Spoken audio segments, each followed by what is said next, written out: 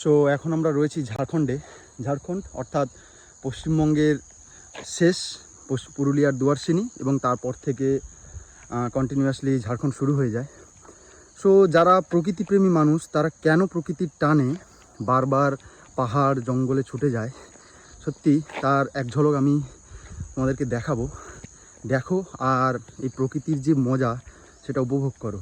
যারা সত্যি প্রকৃতিপ্রেমী মানুষ তারা দেখো শুধু একবার।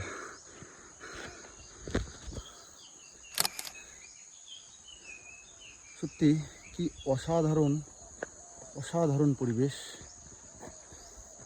ওই যে পাহাড়টা দেখতে পাচ্ছ ওটা হচ্ছে দুয়ারসিনি পাহাড়, ওটা পশ্চিমবঙ্গের মধ্যে পড়ে, আর এদিকটা ঝাড়খণ্ডের মধ্যে পড়ে।